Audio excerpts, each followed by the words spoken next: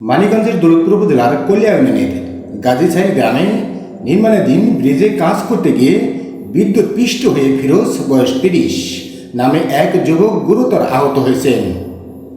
আহত ফিরোজ বরিশালের ফিরোজপুর এলাকার বাসিন্দা ও ব্রিজ নির্মাণে নিযুক্ত শ্রমিক।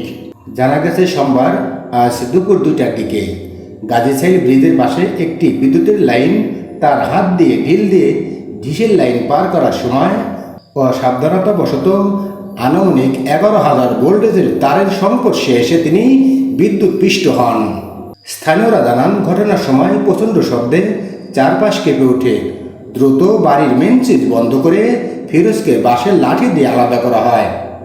এতে তার মাথার চামড়া পড়ে যায় এবং বুকে, হাতে ও শরীরের বিভিন্ন অংশে গুরুতর দাহ ক্ষত সৃষ্টি হয়। গায়ে থাকা শার্ট পড়ে যায়। আহত ফিরোজকে প্রথমে ভ্যানযোগে দৌলতপুর উপজেলা স্বাস্থ্য কমপ্লেক্সে নেওয়া হয়। অবস্থার অবনতি হলে সেখান থেকে দ্রুত ঢাকা হাসপাতালে পাঠানো হয়। প্রত্যক্ষদর্শীরা জানান, ফিরোজের অবস্থা আশঙ্কাজনক। একটার সঙ্গে গেছি। আমার নাম রতন। যখন কিভাবে বিদ্যুৎ শর্ট সার্কিট হলো? মানে এখানে যে দুজন ছিল, একজন তো মনে করেন যে ফ্রি আছে, আর একজন তার ধরে এখানে আছে, তার মধ্যে আগুন জ্বলে। কি করলো, মানে একটা বাস নিয়ে নাকি বাড়ি দিছে, এই বাসটা মানে এই বাসটা।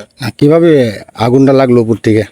উপর থেকে মানে তারটা মানে লিক ছিল নাকি, আমি সেটা বলতে পারি না।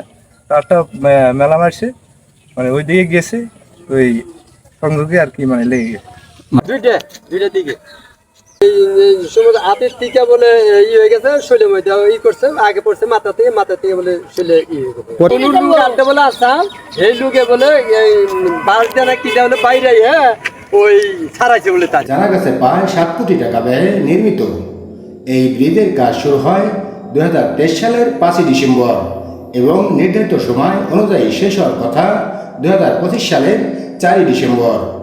ব্রিজ নির্মাণের ঠিকাদারি প্রতিষ্ঠান মেসার্স জাহিদ অ্যান্ড ব্রাদার্স। প্রতিষ্ঠানটির স্বত্বাধিকারী মোহাম্মদ ইমতিয়াজ আসিফ হলেও তার কোনো বক্তব্য পাওয়া যায়নি।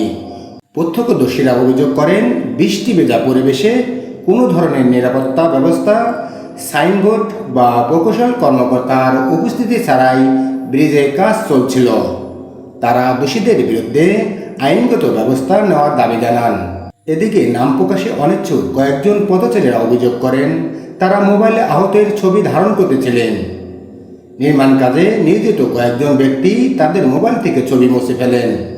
দৌলতপুর উপজেলা প্রকৌশল এমাম বলেন, ঘটনাটি আমার জানা ছিল না, এখন বিস্তারিত জানার চেষ্টা করছি। মানিকগঞ্জ জেলা প্রকৌশলী এম খোরশেদ আলম বলেন, আমি উপজেলা প্রকৌশল বিভাগের কাছে বিষয়টি জানার চেষ্টা করছি। মোহাম্মদ জাহাঙ্গীর আলম, মানিকগঞ্জ।